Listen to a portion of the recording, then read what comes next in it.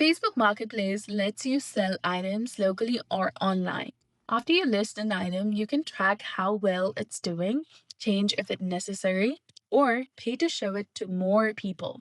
Here's how to view, edit, and boost your listings on your phone or your computer. First, you can go ahead and open the Facebook or Facebook Lite application.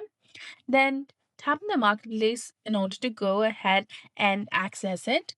For that, tap on this user icon in the top left corner of your screen. And here you'll get three different sections of selling, buying, and saved. If you want to create a new listing, go ahead and tap on this create new listing option.